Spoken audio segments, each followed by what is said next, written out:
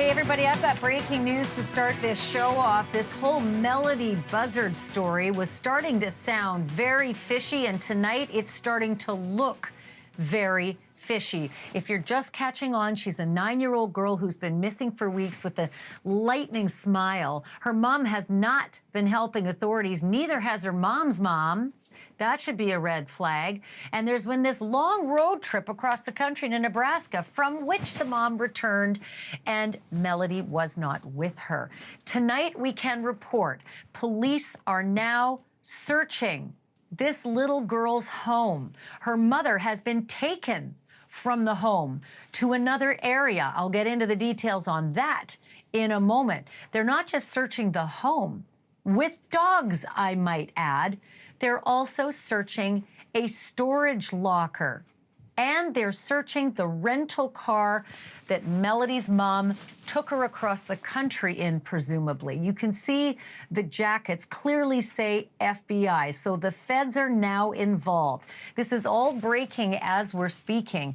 Earlier today, we thought the big news was seeing Melodee's mom ripping down missing posters in her yard, collecting them as though she was going to throw them out. We thought it was big news when two men with guns who appeared to be police, maybe they were plainclothes, took her away in a van with an overnight bag. So much to get to and a big interview. One of the family members is joining me in just a moment. Also tonight on this program, Luigi Mangione may have a lot of names like Loverboy and Sweetie Pie to people who write to him. You know the ones I'm talking about. But it turns out he's got a lot of friends inside the big house where he's staying these days. I've got an inside source, Arthur Aidala, who's got loads of clients at the MDC in New York, where Luigi is locked up, has a full report on what life is like right now for Luigi and how he's befriended everyone. I also have a report on who's visiting and who ain't visiting. Then a little later, you see me in this way all the time, right? I have a professional camera set up, right? Usually stops right about the microphone. The banner hides that. You have no idea what I'm wearing other than this shirt right now, yeah? Could be shorts, could be jeans, could be a skirt. For the record, it's blue pants. But a cop in Detroit didn't get the memo and didn't quite come dressed to a virtual hearing the way he was supposed to, from the waist down. Let's just say, didn't quite come dressed. Oh, yeah, I went there. I'm going to bring you the images a little later on in the program. Cautionary tale from me to you. Check your Zoom shot. You know, you're welcome. All right, this is all coming up, but let me start here. I want to take you directly to Lompoc, California, a city in Santa Barbara County, for some major breaking news. The FBI has now blocked off Ashleigh Buzzard's home. They're searching the house with a dog for evidence in the, case of the missing girl, her 9-year-old daughter, Melodee, who hasn't been seen in weeks. By the way, just one of 3 big searches being conducted as we speak. Law enforcement is searching a storage locker as well as the rental car that Melodee was last seen in with her mom. According to police, Melodee's mom has been, quote, ready? Escorted to an alternate location that would not interfere with their ability to conduct a thorough search. You can read into that what you will, but that doesn't sound like she went willingly, right? Still, the police say the case remains a missing persons investigation. But tick-tock on this one, y'all. I mean, missing persons for now, but the FBI is there? We're standing by tonight with Melodee's extended family member for updates on these searches, and I'm going to speak with them live in just a moment. But some very strange things have been happening at Ashleigh Buzzard's home since yesterday. A neighbor spotted Ashleigh right here, started rolling tape. She's out in front of her yard there, collecting up all those missing persons posters right there. Those would be the missing persons posters saying, help me find my daughter. No idea why she's doing this. I can tell you this, I also have no idea who placed the signs in her yard, but in most missing children's cases, it's safe to assume parents and family members do that. I'm not so sure here, because clear as day, she's tearing them down, gathering them up. And it kind of looks like they're being treated like garbage that she plans to throw away. She jams it all into her arms and makes for the house. Look at that. Those are the missing persons flyers and signs. And she's headed inside with them. I'm interested to see that she passed by all the garbage bins there. But who knows if they ended up in there. I just want you to let this sink in for a minute. A mother with a missing daughter is saying, no need for these, nothing to see here. Even Lori Vallow did not do that. I am not suggesting that this is the fate that befell her daughter. God forbid. So this image was yesterday. And then early this morning, brand new images. These men, two of them, showing up on Ashleigh's doorstep, presumably asking about Melodee. It is not clear who they were, but they certainly did have sidearms, guns in holsters, and they appeared to us to be plainclothes police officers. Again, I can't say for sure. I've been at this game a while, and taking this closer look at them, that's what it appeared to us. And you'll see him turn in a little bit, and you'll be able to get a closer look of the sidearm in just a moment from the videos that were taken. Again, these are exclusive videos that we have that were taken by neighbors. Obviously, neighbors are very worried about this and upset about this. And so when something happens, they start rolling tape, especially when the mother starts tearing down signs that people are trying to get her help to find her daughter. And especially when men like this show up outside the house. Any minute now, you'll see those sidearms that I was mentioning. It's going to take a second. Hopefully we'll get there. Soon afterwards, Ashleigh was escorted to an unmarked van. Well, no, I'm on camera now. Can I just ask the control room, if you have those pictures where apparently it's clear that the men were wearing sidearms, can we just roll those?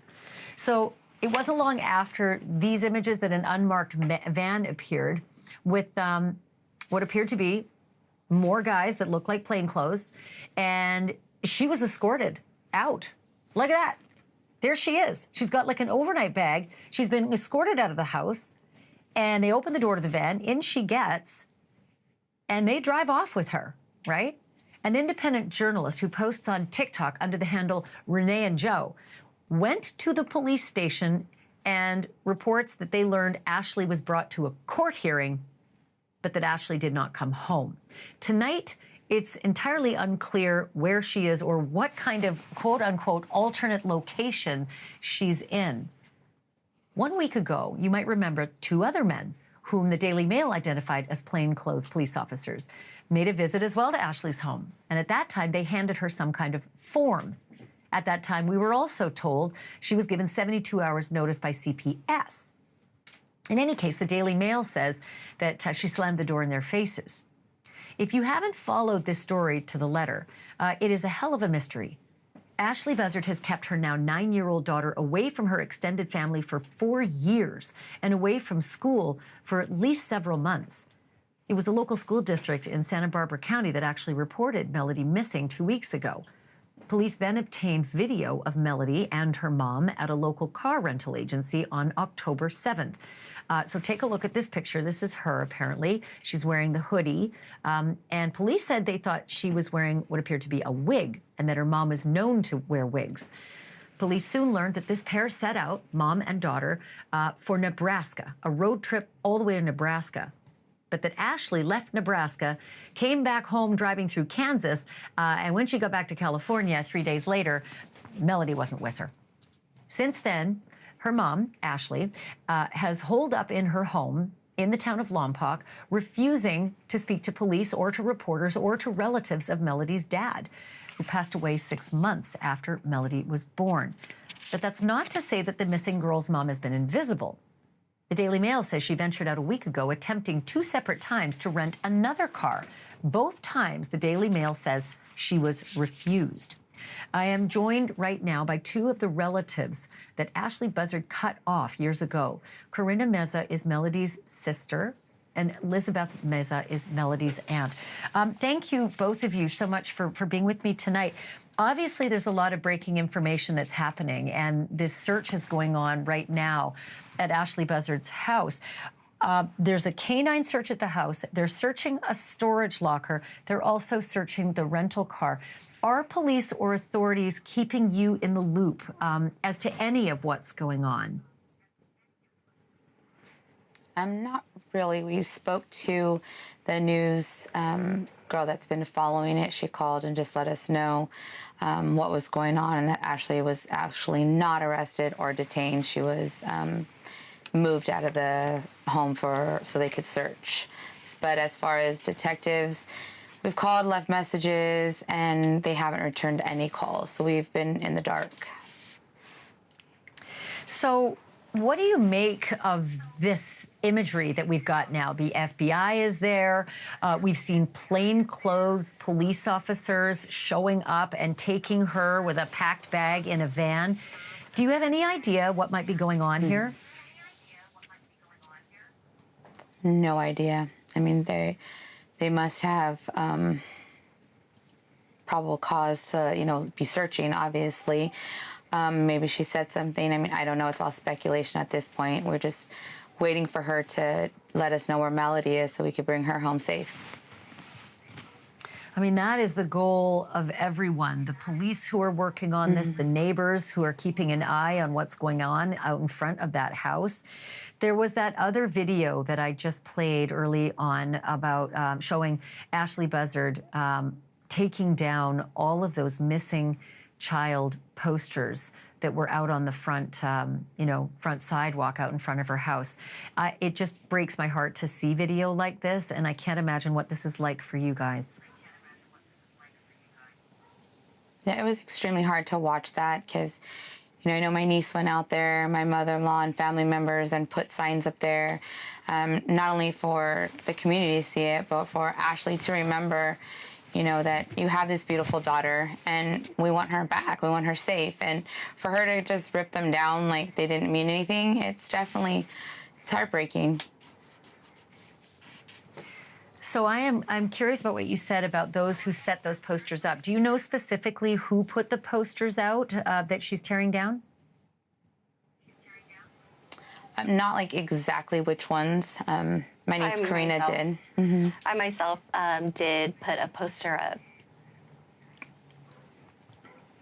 So do either of you know if Ashleigh put any of those posters up? I mean, it's her daughter. And I've been in this business a long time. You cannot keep a mother away from the press or police when their child is missing. They're clamoring for attention. They're clamoring for information. Mm-hmm. They're handing out the flyers themselves. They are not tearing, signs down. Yeah, no, she did not put any of those up. She didn't, but she ripped them all down. It's really distressing to see that. And again, here's this other video of the van showing up with the officers.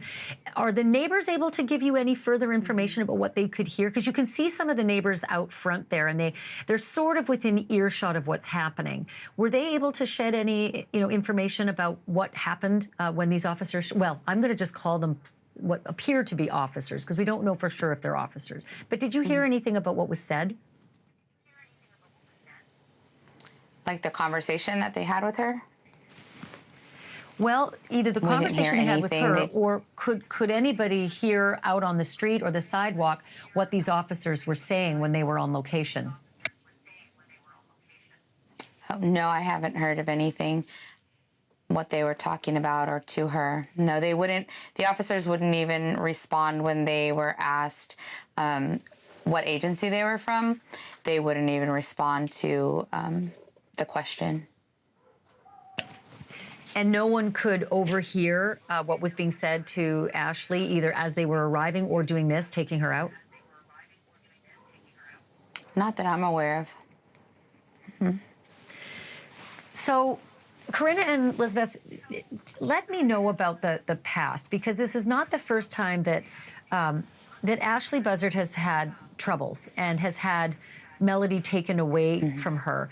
Can you walk me back to those days and what happened, when it was, and what the circumstances were when Melodee was taken away from her? I'm not sure on the exact reasons why she was taken away. I can only speak on when I talked to Ashleigh previously on why her other child was taken away. But as far as why Melodee was, I'm not sure. I was told it was because she attempted suicide and her mental state was completely unstable and it was just declining. And so that's why she was taken away. But that's what I was told. And Corinna, as her sister, this has got to be so heartbreaking. I think I've read accounts in the past that you have made overtures, you've knocked on the door, you've asked if you can help, if there's something that you can do, if your sister, Melodee, has everything she needs. Can you walk me through some of those experiences? Yeah, so I just been trying to make contact with Ashleigh to get answers and hoping that she would tell me something as to where Melodee may be or if she's okay. And did you get any kind of response at all? No. What happened when you knocked on the door? Would she actually come to the door? Would she talk through the door? Would she open the door? Like, describe for me what your interactions were like. So there was one interaction that I did have with her. Going to the door, I was knocking. I waited for her to come out.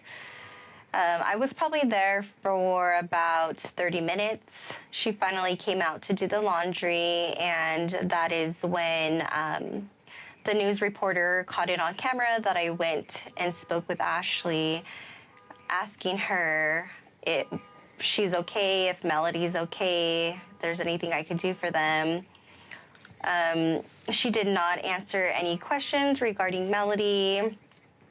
Only to let me know that everything has been hard on her and her mental health, and that she didn't appreciate all the attention she's been getting, and the fact that I was there and knocking at the door when she didn't want to answer.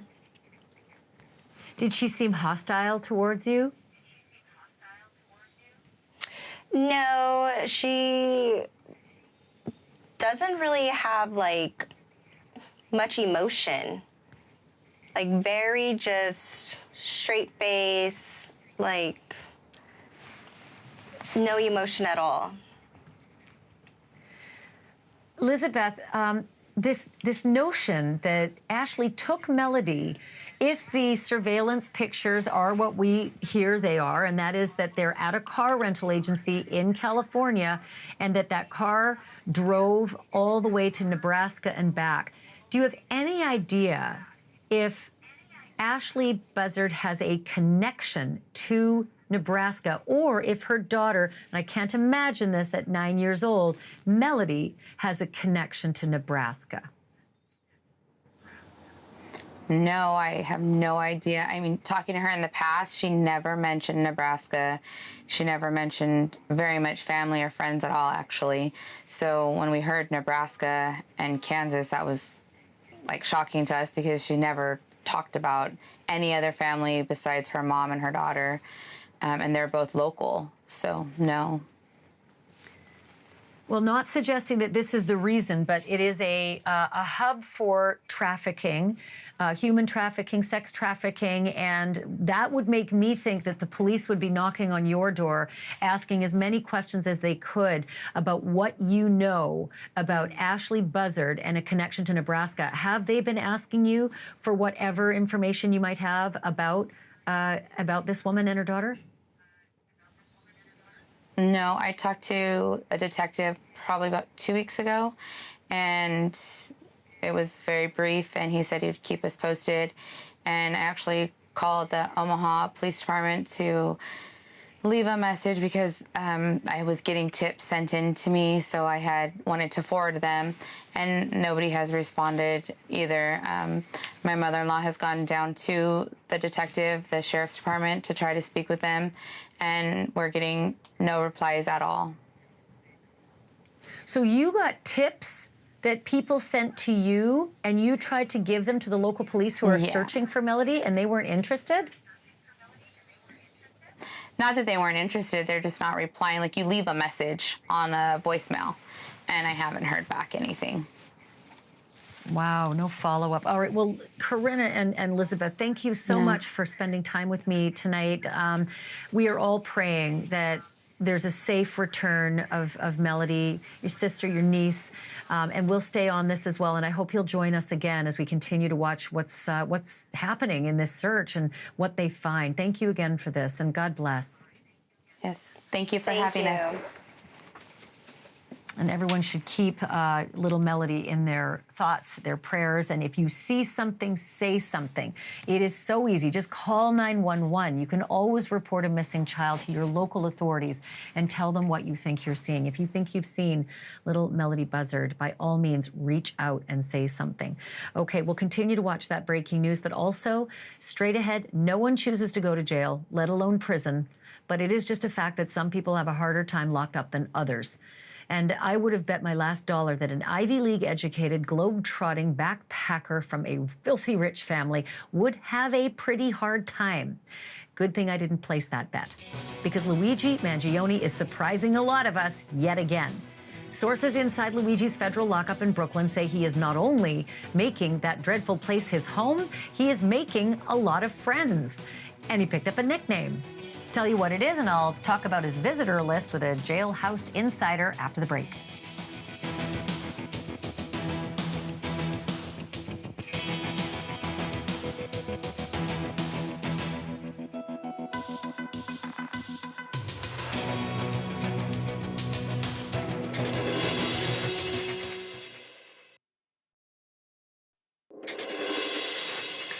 The shadowy figure who shot an insurance executive dead on a New York sidewalk almost a year ago is a lot of things to a lot of people.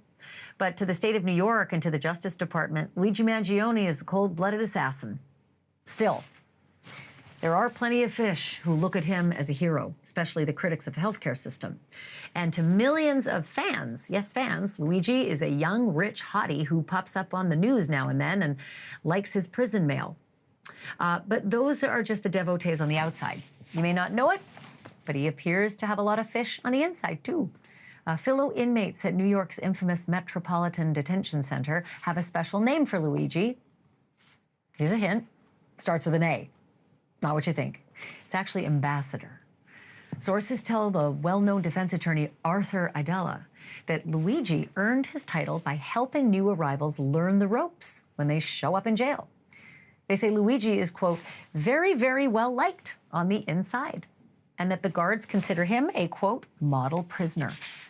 Arthur Aidala is like a super lawyer of sorts, with famous clients ranging from Rudy Giuliani to Weinstein to Ghislaine Maxwell, all of whom were held at New York's famous lockups. Here is my conversation with him about Luigi's life behind bars. How many visitors, on average, do you think Luigi is getting at MDC? I do not know the answer to that question. I do know that until recently, he was getting the most fan mail of anybody in that prison. I think he even eclipsed Puff Daddy P. Diddy in terms of just regular mail. I mean, it's a little odd for me to call it fan mail, but in fact, that's what it is. It's mail from supporters and young ladies who find him attractive. So he is a very popular figure in the Metropolitan Detention Center here in New York. It always confounds me when people write to, inmates in jails, inmates in prisons, and certainly serial killers who've been convicted. Luigi, maybe not as confounding. He does have the looks factor. We can't ignore that. But I asked you how many visitors he's getting, but can you qualify, at least from the fan mail, whether you know if some of those people who've written have asked to come and visit him? Do you know that? Well, the way it works is you cannot go and visit an inmate.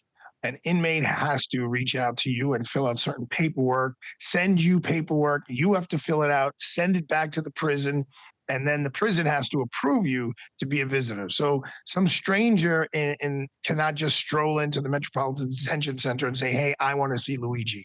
Luigi has to say, I want to see Ashleigh. Send Ashleigh, I believe through snail mail, a form. You have to fill it out, send it back to the Bureau of Prisons. They then need to approve you, and then you can go in and see him. Any idea how often, or if ever, mom and dad have come to see him, or any siblings or any extended family?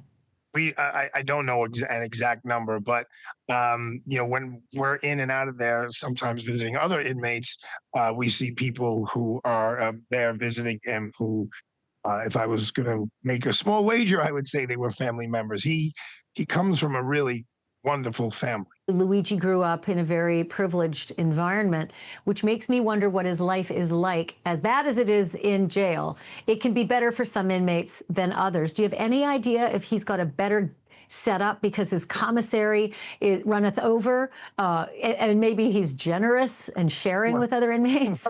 Actually, I'll tell you this. It does take a lot of money for your commissary to be runneth over. Things in there are not priced the way they are out here in the real world. He's in general population. He's not in a specialized unit like I believe Puffy Combs is. But he's been a model prisoner. I mean, that's the bottom line. And when you don't give the correction officers a hard time, and when you don't break any of the rules in there, you get certain minimal allowances, accommodations. It's going to sound very minimal, but like you may get to pick what channel you're watching, in the community room. Again, big things over there are like cans of fish, like cans of mackerel and cans of sardines, because you don't get fed a lot of protein, right? There's not a lot of turkey and steak and chicken and fish. It's a lot of carbohydrates because it's the least expensive thing to feed you. So in the commissary, there you could buy cans of tuna, cans of salmon, cans of mackerel, and that's a big deal. And it may sound like it's a joke, but it's not a joke at all. And he's apparently a very well-liked young man within the facility. I've been reading about your sources who tell you that he's like an ambassador in there, friends with everybody. I guess I'm surprised and not surprised, because half of me wondered if it was because he's able to grease some wheels, given that he's probably got a lot of money in the commissary. Have you heard anything of that nature, that he's able to grease wheels with commissary items? No. No, I haven't heard that, but he's been there for a while, and this is a very transient place. This isn't a prison. This isn't for people who have been convicted and sentenced for a big bunch of time. This is for people who are basically awaiting trial or awaiting sentencing. So there's a lot of turnover, and once you stay there for a while, you become like the senior in high school. Like, you've been there, all the ins and outs, when to go to the bathroom, what bathroom to use, when to go to the shower, what shower to use. Tuesday we're eating this and Wednesday we're eating that. So make sure you eat plenty on Tuesday, because Wednesday's horrible food. So I think he's in that position now of knowing the ins and outs of prison. Look, I have people in there right now, and they, who have passed by him or had some interaction with him. And, as I said, everything's been very positive. And what about the general population aspect? I mean, I understand Diddy not being in general population, but I'm a little shocked that someone as famous and wealthy as Luigi would be in Gen Pop. Why do you suppose he's there? Well, the Bureau of Prisons makes all of these decisions. It's not the judge, it's not the prosecutor. They're in charge of the safety and the well-being of every inmate. So they do an analysis when you first get there. They do like an intake, determine where you should be. A lot of it, and what we're not talking about, a lot of it is gang related. There's the Bloods, and there's the Crips, and there's the Latin Kings, and there's a lot of different factions. It becomes a very tribal type of atmosphere where people go to their comfort zones, but there is overlap as well. It's an interesting little community that takes place in there, and he's obviously found his place where he's not, going and begging to be moved or begging for some sort of intervention by the Bureau of Prisons. Arthur Aidala, becoming one of my favorite lawyers. Like, what a conversationalist, right? Anyway, super interesting. His inside sources are impeccable, because he's at that jail a lot.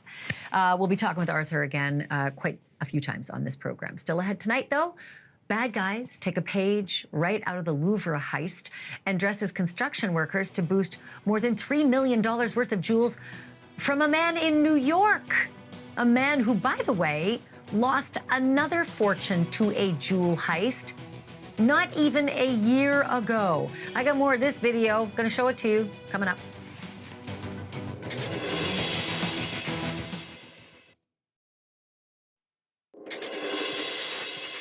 If it's any consolation to the New York jeweler who just lost millions in precious gems to shameless thieves, at least he made the bad guys work for it. The jeweler kept his treasures in a safe at his home in Queens. For obvious reasons, he does not want to be identified. But that home was hit a couple of weeks ago by thieves who were wearing construction vests and hard hats. Sound familiar? Police just released this video. You can actually see the crew walking down the street, right? The house is within their sights. They ended up taking a safe filled with more than $3 million worth of jewels, most of which were personal, not even for sale at his jewelry store. The jeweler says that the burglars stole heirlooms that were handed down from his wife's mother and from her mother before that. There were also family treasures like baby hair and baby footprints, hospital discharge papers, and family videos. They made their escape in their blue Hyundai. And maybe that's another small consolation. They still have to get the safe open. But when thieves robbed his store last December, it was a totally different kind of caper. And yeah, you heard me right. The same jeweler was burgled less than a year ago at his shop, just a few minutes' drive from his house. And in that robbery, it was sort of a classic thing, you know, the smash and grab. 3 men with sledgehammers breaking the store's glass windows and then snatching $800,000 worth of his treasures. No arrests so far in either of these thefts, and no word on whether they're connected. But if you got a tip, NYPD would really love to hear it. Take a screen grab of your TV right now. Call Crime Stoppers, 1-800-577-TIPS, 1-800-577-8477. And speaking of jewelry heists, I got a really big update on that heist heard around the world. Police in Paris have a lot more suspects in custody tonight. But a week and a half after that humiliating theft at the world's most famous museum, the ill-gotten gains are still gone. Investigators are weighing in on the search, and apparently some of the suspects are starting to talk. Going to tell you what they're saying, and more importantly, what they're not saying next.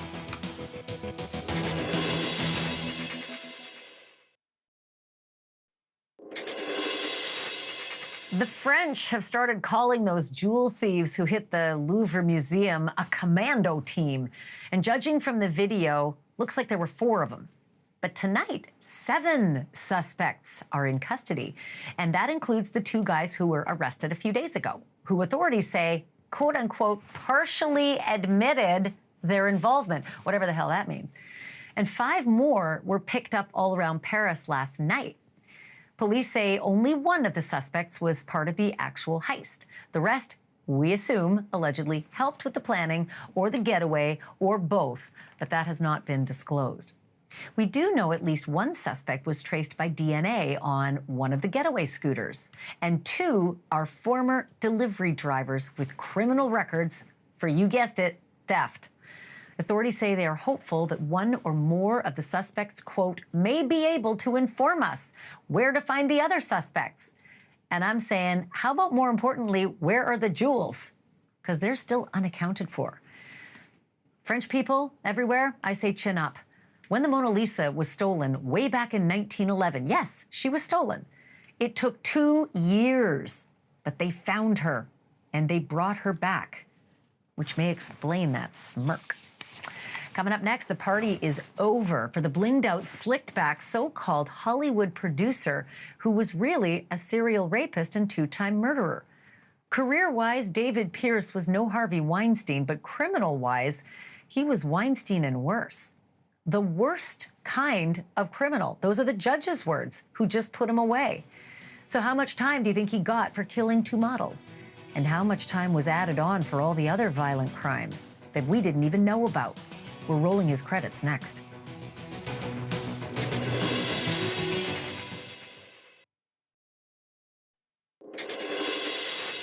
How many times have you heard me tell you a story and then say, we'll keep you posted, or we're staying on this one, or watch this space? It's a lot.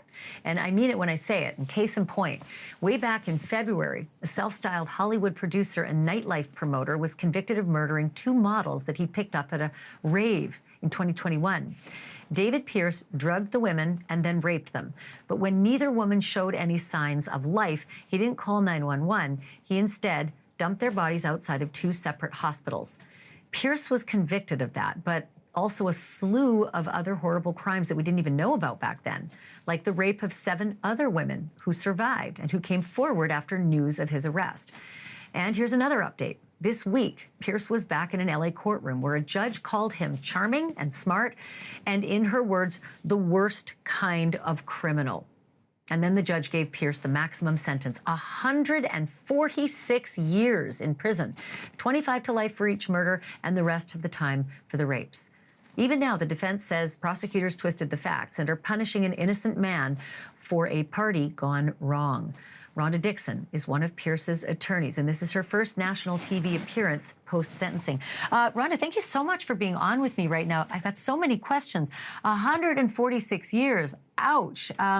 What is the basis for the appeal that I know you already have planned? There's numerous bases for the appeal. Besides ineffective assistance of counsel, which is one that's always thrown in here, I think he got let down. He had 7 different attorneys. We talked from the very beginning, and he just also, I think he was too involved in his own defense and didn't, unfortunately, he didn't get the help that he needed until it was too late. So in my new trial motion, I make a lot of points, and one of the points is that